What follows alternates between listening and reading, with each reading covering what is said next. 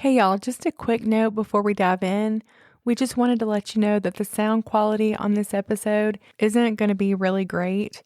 We went back and forth on whether or not to release it, but we decided to go ahead, flaws and all. We really appreciate your patience and your support and promise that the sound quality is going to be a lot better on the next one. Thanks for sticking with us through the hard times and the true crimes.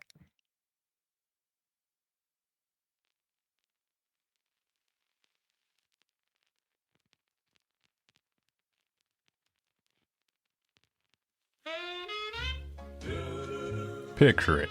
West Palm Beach, Florida in the 50s. White stucco walls, the scent of orange blossoms drifting through the air. The mornings came early in West Palm. Cicadas hummed before breakfast.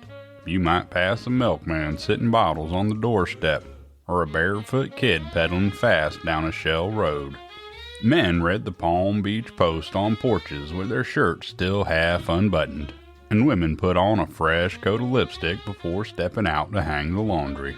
You'd see housewives in cinched waists and cat-eyed glasses pushing wire carts through the A&P, picking up tins of Spam and sacks of flour. Newcomers packed up their lives in Indiana, New Jersey, or Ohio, lured south by cheap land and warm winters. After the war, the population of Florida exploded. Soldiers during World War II remembered how beautiful West Palm Beach had been. Developers carved neighborhoods out of the swampland. GI Bills helped veterans buy homes with picket fences and citrus trees in the front yard. Old Florida's beaches weren't polished or crowded. They were sandy, open, and full of life. Kids chased jellyfish with pails. Radios crackled out Elvis and Patsy Cline. Teenagers in rolled-up denim stood watch at the shore like sentries of summer. Down by the waterline you'd see men hauling in fish with their bare hands, and women in halter-top bathing suits lounging under rainbow-colored umbrellas with magazines folded in half. Water skiing was the thing, especially over in nearby Lake Worth. Boys would build wooden skis in their daddy's garages, tie ropes to outboards, and show off for the girls on the shallows. The smell of copper tone and motor oil clung to the breeze. Swimsuits were modest but playful, high waists, bold prints, and monogrammed towels. You didn't have to be rich to feel like you were when you were at West Palm Beach. It wasn't the glossy resort town it would become, but it was on its way. Resorts like the Breakers catered to the wealthy, while roadside motor inns served up cold root beer and fried shrimp baskets to the working class. You could grab a slice of key lime pie and a cup of strong coffee at a greasy spoon on Dixie Highway, or sip a rum punch at the bar in the Palm Beach Hotel and feel like you'd made it. Tourists came, sun chasers and honeymooners. Then came the retirees, the restless, and the mobsters. But just beyond the intercoastal waterway, there was another world entirely. Palm Beach Island was old money. It was silk gloves, pink gin, and garden parties that smelled like jasmine. There were oceanfront mansions with names instead of numbers. Homes with manicured hedges taller than a man. The women wore Chanel and pearls to lunch. The men closed deals over cocktails at the Everglades Club beneath ceiling fans and cigar smoke. Just downstate, a man named Walt Disney had started building a world of magic in the swamplands, with castles, parades, and make-believe. But there was something rotten underneath, and sometimes justice had a price tag, but not everyone was for sale.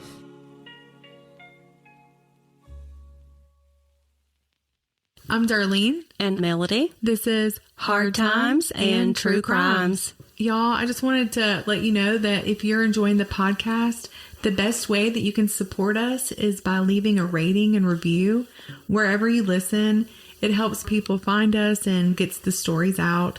If you want to go a step further, we've got t-shirts over on our website. You can also buy us a coffee if you'd like to help. Every little bit goes straight back into the show, and we really appreciate y'all. We do thank you all for the ones who bought shirts this week, the ones who sent great reviews for us. We're reading those and loving them.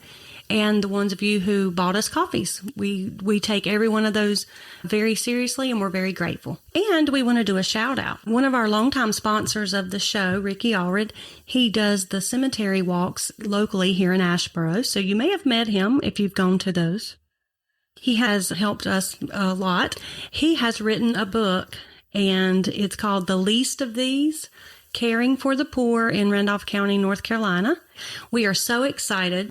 We're going to put a link in our show notes if you would like to purchase a copy of that book. He's done a ton of research and really knows some wonderful stories about right here in Randolph County and the residents thereof. Yes, he's given us several ideas for our podcast. And also, if you've ever gone to the ghost tours in Asheboro, given them a lot of ideas as well. So he really knows his history. He does. Of Randolph County. So I'm just going to get right into the story today. Judge Curtis Chillingworth was getting ready to retire. He was the senior of the two 15th Judicial Circuit judges that would now be limited to West Palm Beach County. But back then it included Broward County, which is actually where Isaiah was born. Oh, he was? Mm-hmm. Yep. He had served for 3 decades as a circuit court judge. At the time, Palm Beach County also had a municipal court judge who handled small cases. And that at the time would have been a Judge Joseph Peel Jr. But back to Chillingworth, he was a man known for his integrity, for upholding the law, even when it cost him powerful friends. He was known for being super punctual, almost like reverent about time. Mm-hmm. Judge Curtis Chillingworth would stand just outside the courtroom door waiting for the clock to strike 9:30, and then he would walk in just the right time. Okay, I'm sorry. Have you already said the time frame, or did Curtis give us the time frame? He did. This is going to be 1955. Okay. He and his wife, Marjorie, had recently been spending more time at their beachfront cottage in Manalapan, which is just south of West Palm Beach. It was kind of their little retreat, this quiet place where the judge could go to think, to write, and slowly prepare for his upcoming retirement. They would spend the night of June 14th there. Manalapan in the 1950s was something out of like a faded postcard. It was this exclusive, understated little town, kind of soaked in that old Florida elegance. Yeah. It was just this little slip of land south of the hustle and bustle of West Palm Beach. It had only been incorporated since 1931. And by the early 50s, it was still sparsely populated. There were maybe 200 residents, give or take. I think there were 27 registered voters.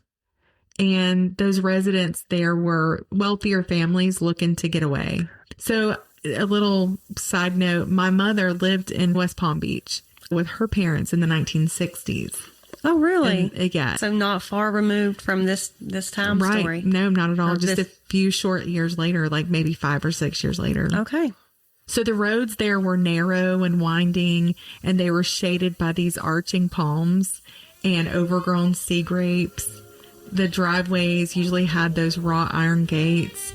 And if you're driving through, you might catch a glimpse of a Cadillac convertible driving past with the top down, a silk scarf blowing in the wind, cat eye glasses. I can totally picture that. I love that time period. Me too. And if you were out on the beach, you might hear the gentle hum of a radio playing Sinatra or Nat King Cole. I was getting ready to say it reminds me of the Frank Sinatra days. Yes, so, yep. That's exactly it. And the beach there was pristine. It wasn't overcrowded. It kind of would remind you of like the Bahamas, that beautiful water, sugar white sand dotted with private cabanas. Oh, yeah. So tomorrow when I'm at the beach, I'm going to pretend that that's exactly where I am. Yes. Well, maybe after this story I won't. I'm not sure. Exactly. Yeah. The Chillingworths, they loved to swim together. They would go out in the mornings and take a swim, and they were only there. This was their second home, like their vacation home. June the 15th was just an ordinary, bright, sticky morning in Florida. Judge Chillingworth had hired a local carpenter to come by the beach house for a little project that he'd been dreaming up. He wanted a playground for his grandchildren. Oh, that's sweet. I can relate to that. They were actually coming to visit that summer. And so he wanted just a little fun little place for them to play. The judge's beach bungalow was at 211 Dyer Road, and it was perched up high on some sand dunes facing the beach. In the winter, he and Marjorie would rent the beach house out, but the summers were for him and his family. And this summer, they've been spending even more time there, just slowing down, kind of preparing for retirement. Okay. The house itself was simple, but it was really elegant. It had a flat roof and an open air breezeway that cut through the middle of the house, letting that sea breeze pass through.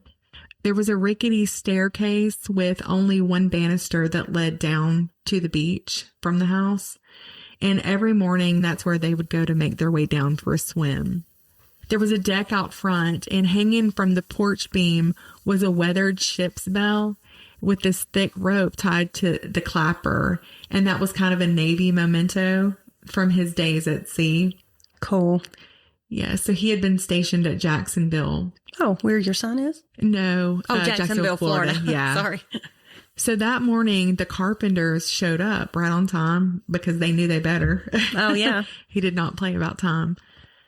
There was no doorbell, and so they just knocked. But they actually noticed that the door was open. When no one came to the door, though, they didn't just want to go in. They knocked again. He did have a key, this carpenter. He had built that house and was just kind of he used him a lot for different jobs, but still he didn't feel comfortable just going in because more than likely the judge may not even be there because he would have been going to court that morning. Okay. And so Marjorie would have just been there and he just didn't want to barge through. Right. So when nobody answered, he knocked again. That was very unlike them, though. I mean, that had never happened before. Because they were so punctual and dependable. Right. He just kind of expected her to be reading her newspaper or something. So they peered through the glass and the living room was empty and they didn't notice anything out of the ordinary. But it was just weird. His car was still in the garage.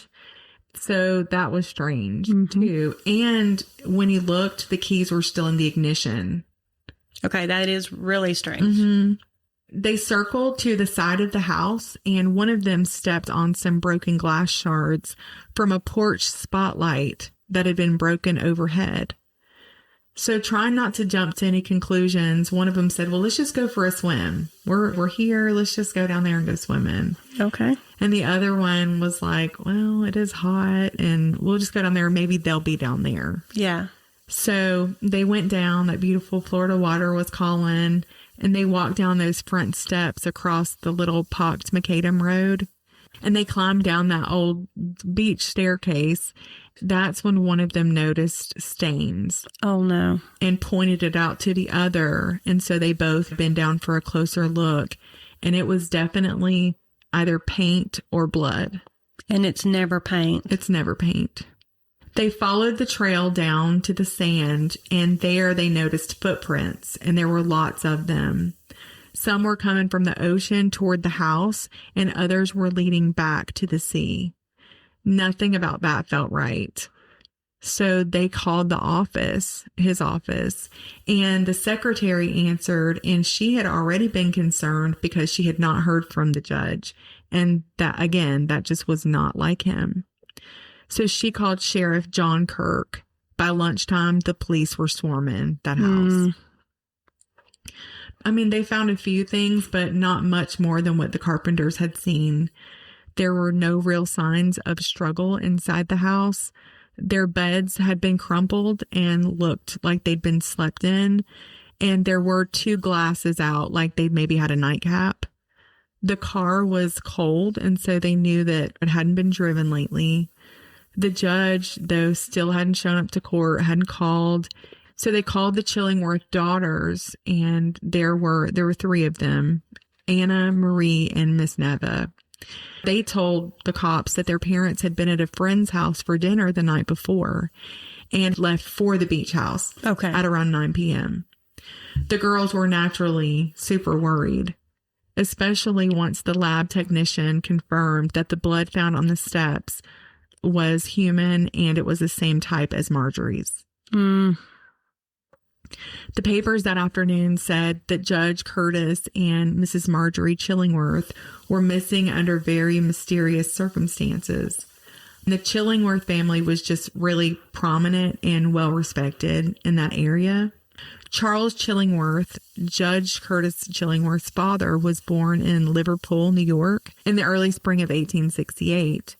His early life was built on education, intellect, and a quiet discipline that he had learned from his father. He graduated from Cornell University in 1890, but instead of settling into a life of familiarity in the Northeast, he traveled south to Florida. In April of 1892, Charles stepped off a boat onto the shores of Lake Worth, which is present-day West Palm Beach.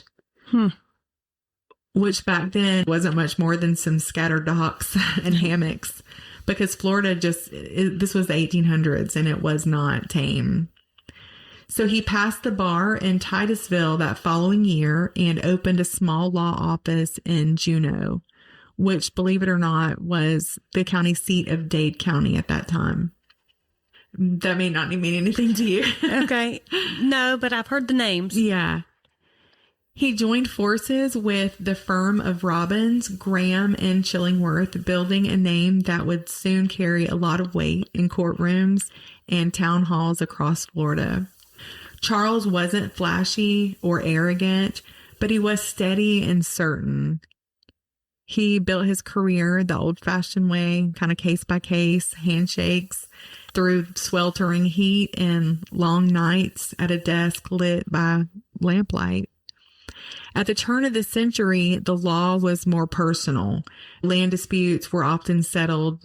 They would go travel on horseback, and you might travel through swamp to deliver court notices. And people respected the Chillingworth name, not just because they were sharp, but they were very fair.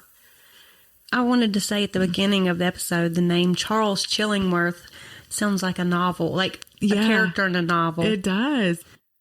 So he believed in justice for everyone, not just the rich or the well-connected.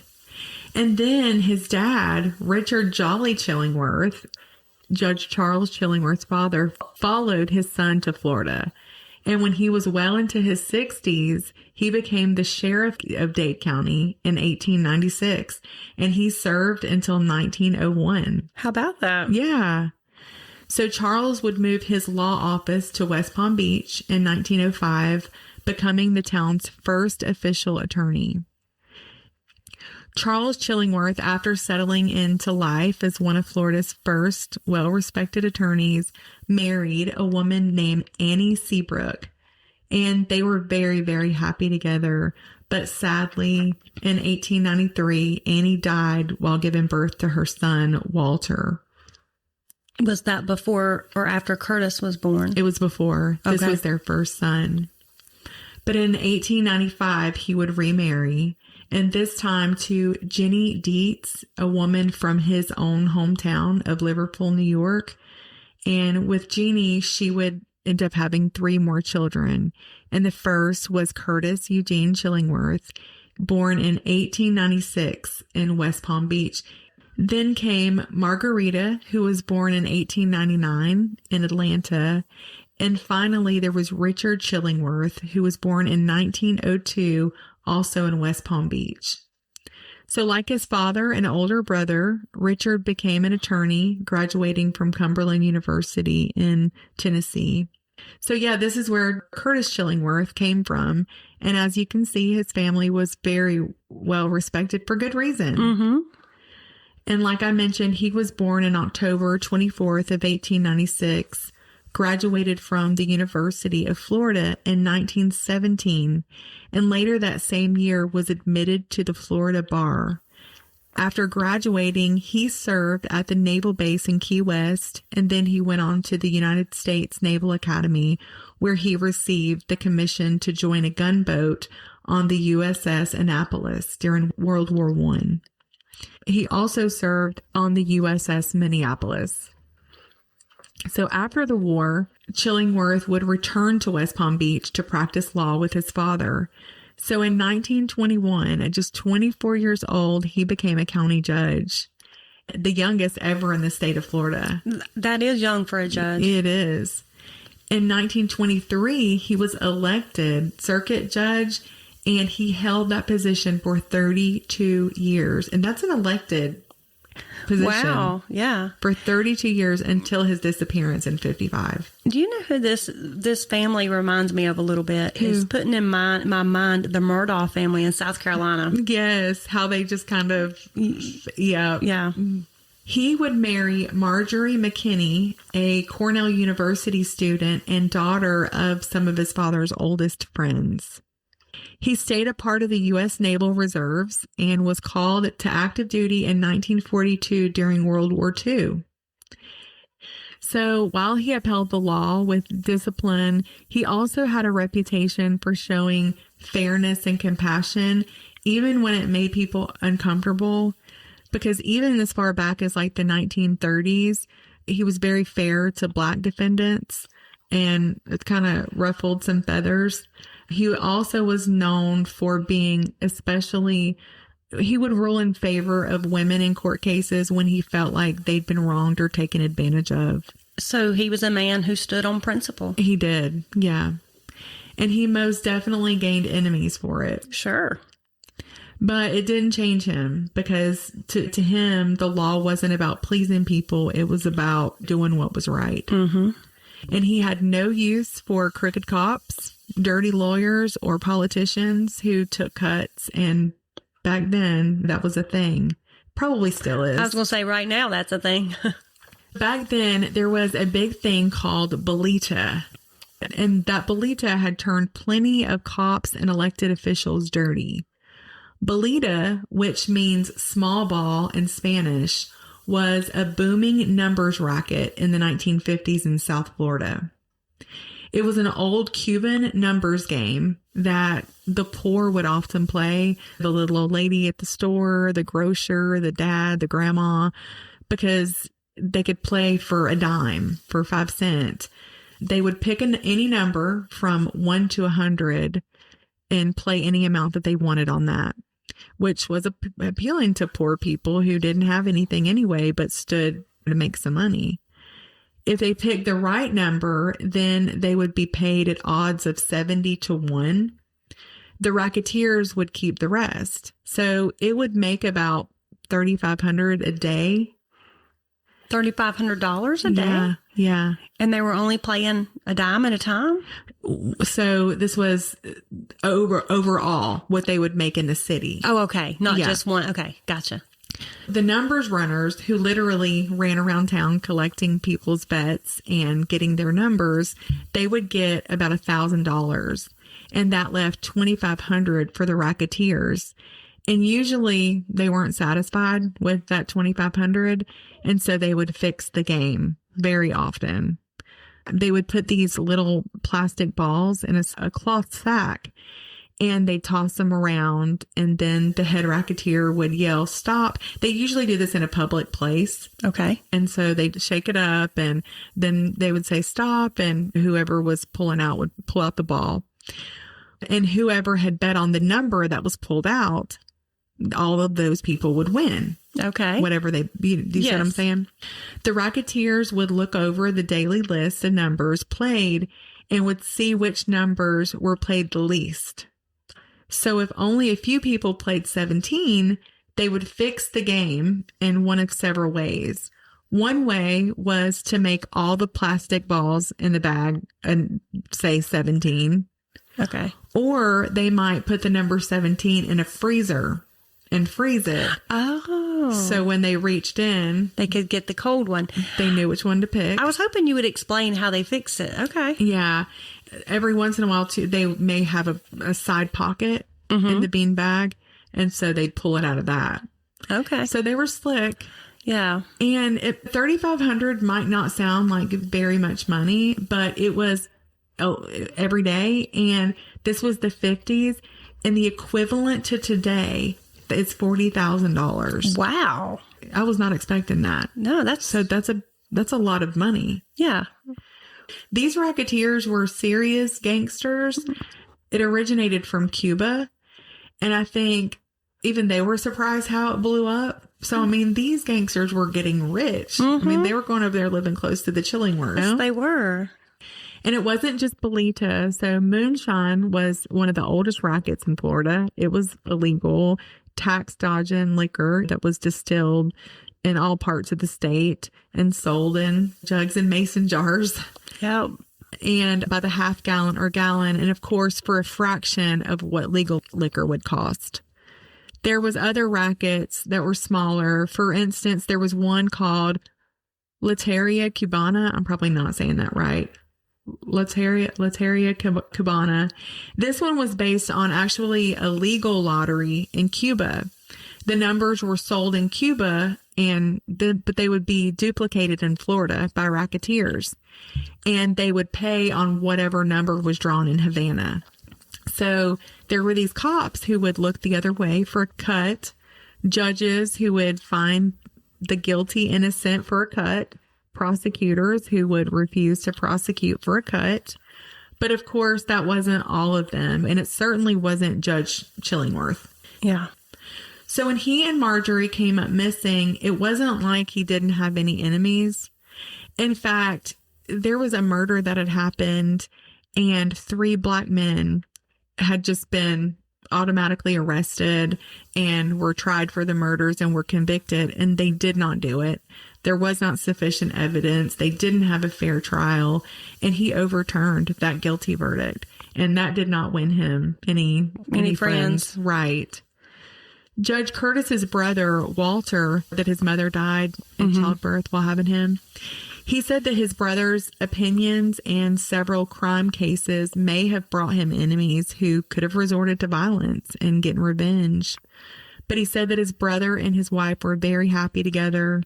They married in the 1920 and had never had any domestic issues whatsoever. Okay. I was curious earlier on, since it was her blood that was found and he was missing. Right. Nope. He also added that they did have a drink here and there, but they did not get drunk. Mm-hmm. The evening of the 15th, the cops were trying to figure out what had happened. They found the Chillingworth's bathing suits and they were dry. And so they asked the daughters if their parents would have possibly gone out to swim in the nude. And the girls were like, if you knew our parents, you would know how ridiculous that was. They were far too proper for that. And they were probably thinking, and we don't want to imagine that. Exactly. They were like, absolutely not. Like, again, they were avid swimmers. And so an accidental drowning during a morning swim was quickly ruled out. Yeah. And plus the blood. Right. $40 was found in Marjorie's pocketbook. And nothing was taken from their house. And so robbery was also ruled out. Plus, like I said, the keys were in the ignition of the Cadillac. Right. Judge Joseph White, who shared a suite in the office with the judge, he said in an interview, I don't think this is a grudge matter. I think this is a work of a fiend. He said if a person had a grudge against the judge, he would have probably just gone up to his door and shot him. I don't think anybody with a grudge would have gone to this amount of trouble. He added that he had tried to recall cases that a grudge might have been involved, but that it was practically impossible because he said that Judge Chillingworth didn't discuss his cases with him. He said he was a very closed-mouthed man. He didn't really discuss his private affairs. That if he had received a threatening letter, his reaction would have been to toss it in the trash can and dismiss it. He said he don't even think he would have told his wife. So he wouldn't have mentioned it. No. The crazy thing was, like I said, 7 weeks earlier, this other husband and wife disappeared under the same exact circumstances. Oh, it was also a husband and wife. Yes. Okay. Mr. and Mrs. Ferry, on the Monday before their disappearance, they had been served with a subpoena to testify against a top mafia leader. Mr. Ferry had actually testified already once against Albert Boom Boom Anastasia, head of Murder Incorporated. I've never heard of that gang. Yeah. Murder Incorporated. Yeah. The evening of their disappearance, they had visited their daughter in their 1953 Cadillac. They left and took their granddaughter, Mary Lou, back home with them. There were 3 empty ice cream dishes in the sink at the house when their home was later searched. Michael, Mary Lou's father, came and picked up his daughter at about 10 p.m., but he was tired, and so he just beat the horn, and the daughter ran out to the car, and she would have been the last person to ever see her grandparents alive. Oh, but I'm so glad they picked her up. Me too. It wasn't until a few days later when the son-in-law had driven by their house and noticed a pile of newspapers cluttering up the porch. And that was out of the norm because the two read the paper every morning and kept their porch nice and clean. When investigators went into the home, there were puddles of blood in the living room and spatters leading out into the carport. In this case, there was so much blood that they were sure the couple was probably killed inside the home and dragged on a blanket sled through the house out into the waiting vehicle. So was there a connection between the two? Probably, because they were in close proximity and just their cases were so much alike. Yeah, a lot of similarities there. There were. But despite some leads and various suspects, the case started to grow cold. There was no witnesses, no bodies, no physical evidence, really. In November 1957, 2 years after the disappearance of Judge Chillingworth and his wife, the couple was officially declared dead. Judge James Knott, a friend of the judge and the one who would replace him, would say it is with deep regret that the bench and bar of Palm Beach County record the passing of Curtis Eugene Chillingworth, Sr., Circuit Judge of the 15th Judicial Circuit of Florida. After noting Chillingworth's early history and education, he said Judge Chillingworth was one of the most distinguished, wise, sagacious, utterly impartial, and of impeccable integrity. He was a devoted husband and father and a loyal and patriotic citizen. But despite an intense investigation, the disappearance went unsolved for 5 years. The police really had few leads. They suspected a lot of people, and one of them had even been the judge's friend, who was Trapper Nelson. They're unlikely friends, but they met when they were young, just living out on West Palm, and they fished together. But his brother was tried for murder, and Judge Chillingworth had actually the one who had presided over the case, and he was fair. He was found guilty. But anyway, they actually suspected his brother. But again, there were no bodies, no definitive proof. The case was at a standstill until 5 years later, an informant in 1959, Lucky, told a friend who was a local insurance agent that he knew who had killed the Chillingworths. He said, "Man, there's a hole out there in that ocean nobody's found the bottom of." Yinzer, he was this agent, the insurance agent, and he went to the police, and the police used him and another man named Jim Wilbur. They set up a hotel room and lured Lucky to the room for a night of drinking. Once he got going, it didn't take too long for the conversation to turn to the Chillingworth case. And Lucky described the whole thing in chilling detail, and they got it on tape. Oh, wow. 3 days worth of tapes. Oh, my goodness. Yeah. At around 1 a.m., Lucky and another criminal named Bobby Lincoln took a boat to the Chillingworth home. They docked the boat and walked up to the door. Lincoln crouched down in the bushes while Lucky knocked. He hollered out and told the judge he was having some trouble with his boat and asked if he could give him some help. When the judge opened the door, Lucky said, "Aren't you Judge Chillingworth?" He said he was, and then Lincoln rushed from the bushes and busted the porch light with his gun. Lucky pulled a pistol and asked if anyone else was in the home, and they were actually surprised because there was. And the judge called for his wife, Marjorie. I mean, she was right there. They would have seen her anyway. Yeah. So she came out pulling a robe over her nightgown. Lucky and Lincoln then duct taped the couple's hands, and then they led them outside.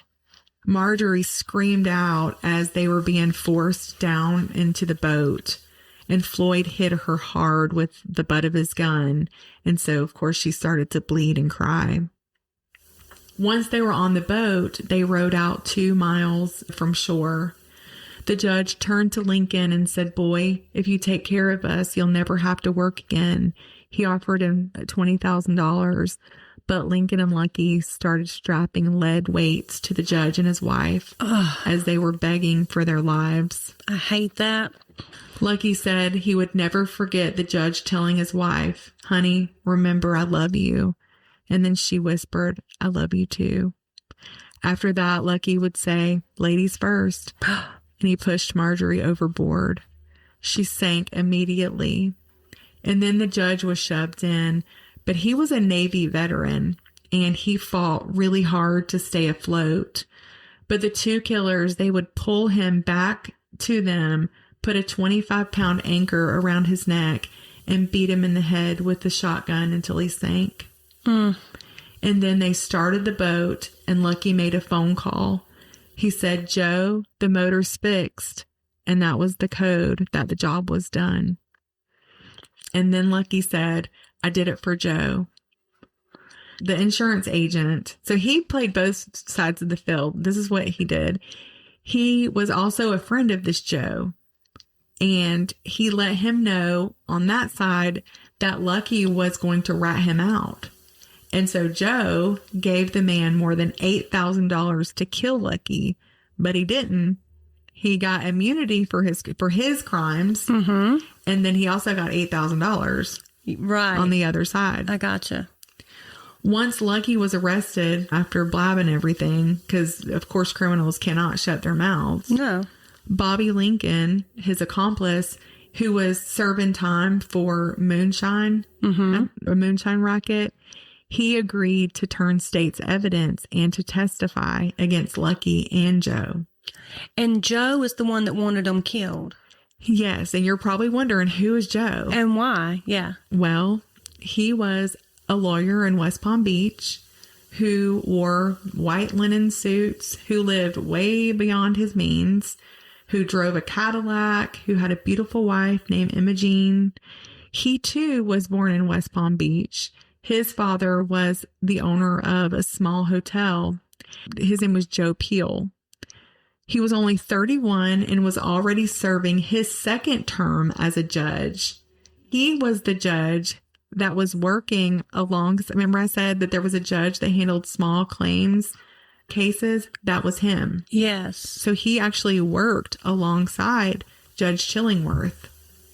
In 1953, a mechanic who was Mr. Floyd Holtzapfel. Sure. Holtzapfel? That works. Okay. In 1953, a mechanic, Mr. Floyd Holtzapfel, had a small claims court action. Someone who had advised him, just go get yourself a good lawyer like Peel. He went and saw him, and the two talked, and in no time, the judge was calling him by his nickname, Lucky. Lucky was a man of contradictions. On one hand, he had earned a Purple Heart as a paratrooper in the Battle of the Bulge, and after the war had become a fingerprint technician for the Oklahoma City Police. He had been an organizer of the West Palm Young Republican Club. And on the other hand, he'd served time for bookmaking and armed robbery and had been arrested for attempted rape. But he and Judge Peel got along really well, and they became fast friends. A partnership formed. And then Lucky invited his friend, Bobby Lincoln, into some of their dealings. Now, Bobby wasn't just a tag-along. By day, he kept things looking like on the up and up. He had 2 pool rooms, a couple of taxi cabs, and a little side job. And he kind of just looked like a poor black man barely making ends meet. But behind closed doors, Bobby could loan out thousands of dollars when he wanted to. Mm-hmm. And when it came to Lucky, he always did.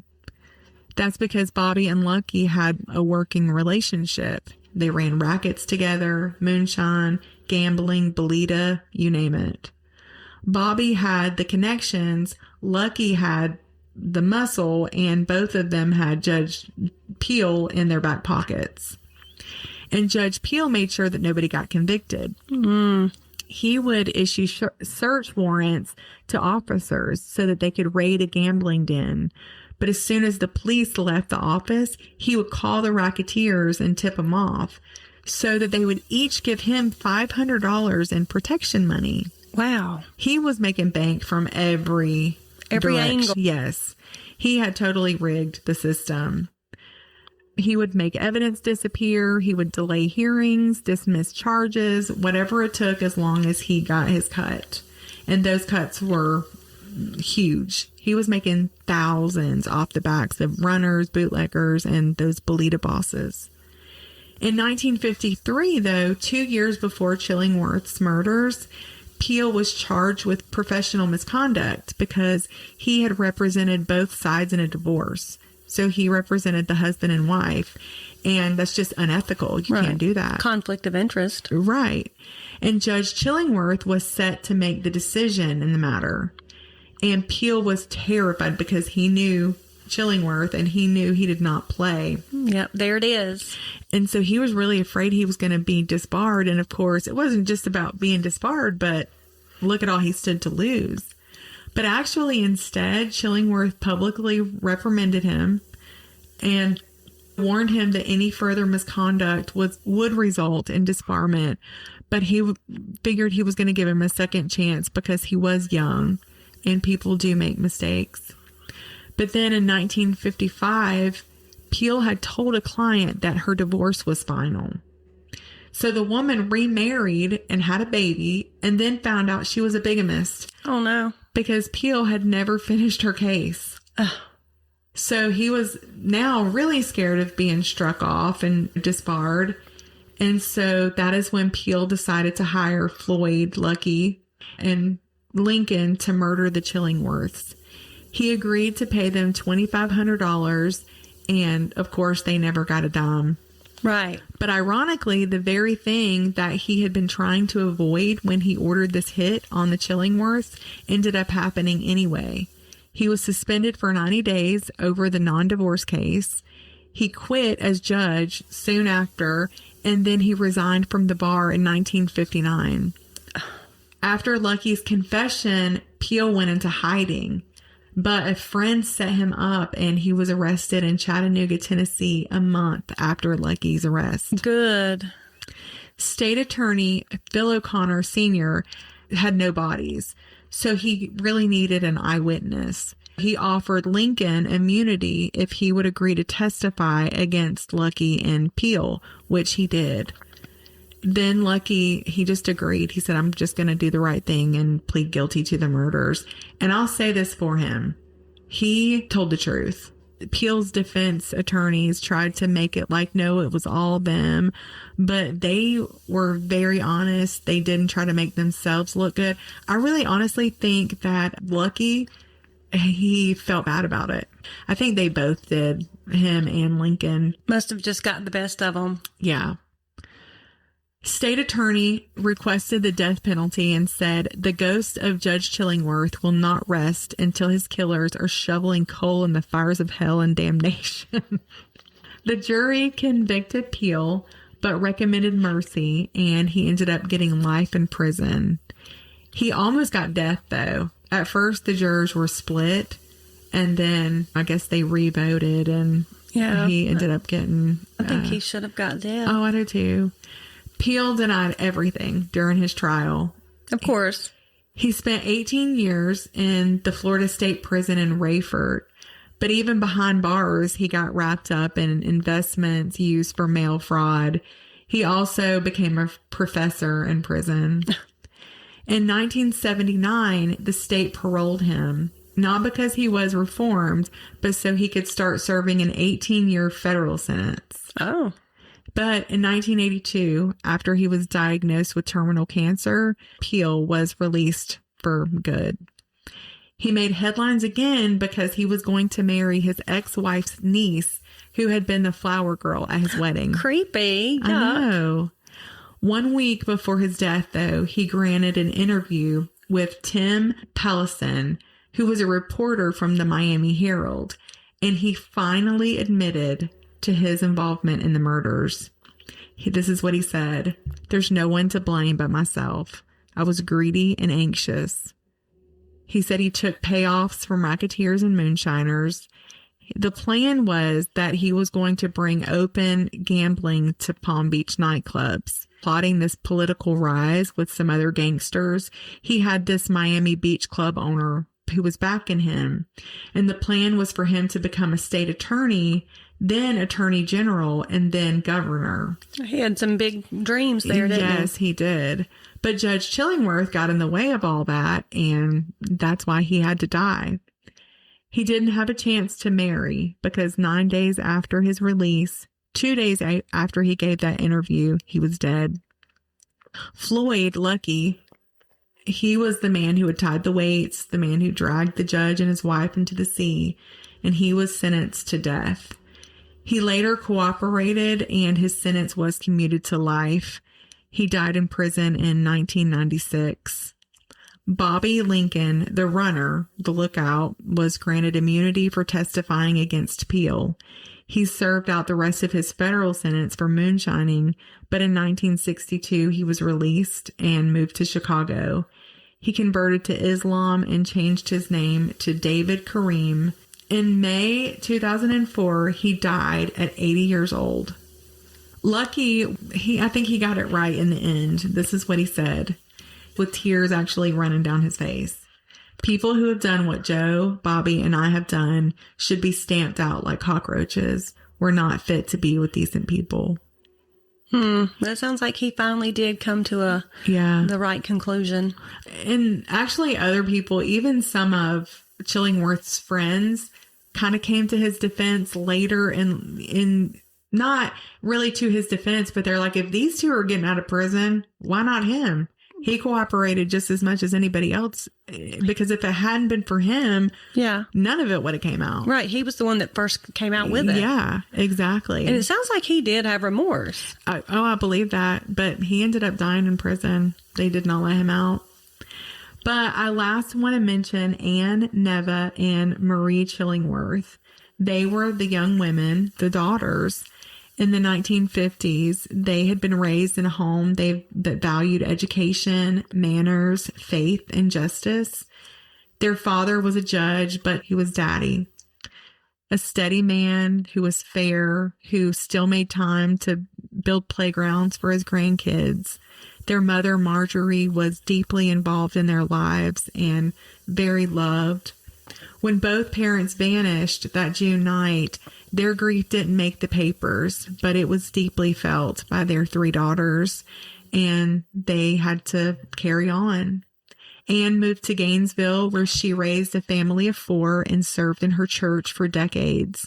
She was a Sunday school teacher, altar volunteer, and president of the Junior League.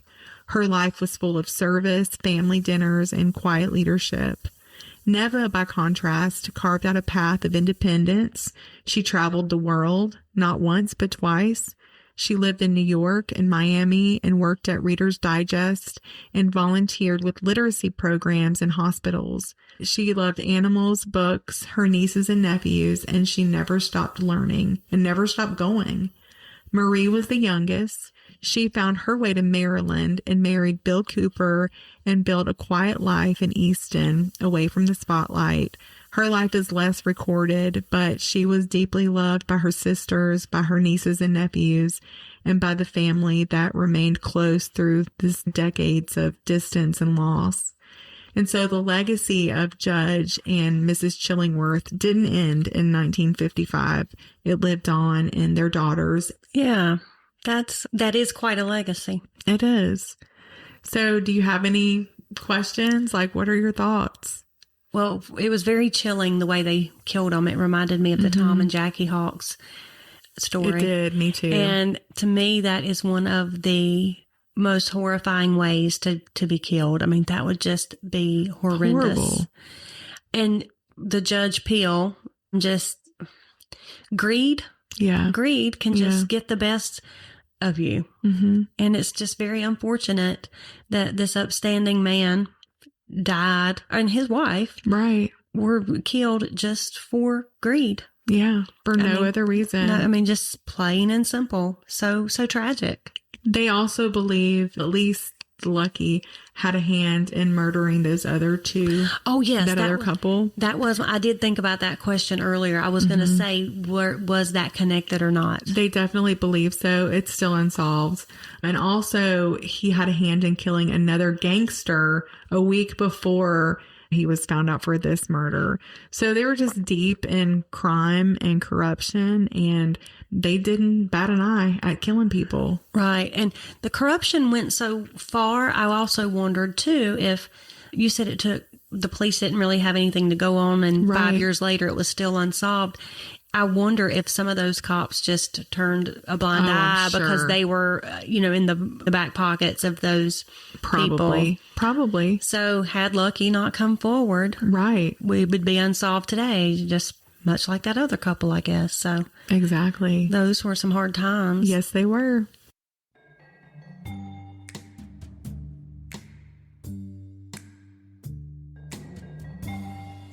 Well, I've made it to another episode without getting fired. And just in case I'm not here next week, I want to take an opportunity to tell you folks about one of Asheboro's hidden gems. It's a place called Michael's Cigars. I've lived in Asheboro all my life, and I didn't know we had a cigar shop. That might be because it's inside Asheboro Wholesale Grocery on Ward Street behind the hospital. But don't let that fool you. They've got a fantastic selection of high-quality cigars. And the best part is how I found out about Michael's Cigars. About 3 weeks ago, my wife came home from work and said she had bought me 3 cigars because her friend said they were really good and she buys them for her husband. Well, her friend was right. They were really good. She had bought me 2 Sweet Janes and a Fat Bottom Betty from Deadwood. Now, before I got done with the second cigar, my wife looked at me with that all-familiar glare and said, "You're not going to be smoking all the time, are you?" And I said, "Well, I figured I would at least smoke the 3 that you bought me." Well, little did she know, long before I finished that third one, I had ordered a whole box. Stick that in your West Palm Beach and smoke it. So you make sure you tell everybody you know, even if they don't like cigars, to check out Hard Times and True Crimes. And if you make it into Michael's Cigars, you let them know that Curtis from Hard Times and True Crimes sent you. And maybe I'll get 10% off of my next purchase. Till next time, goodbye.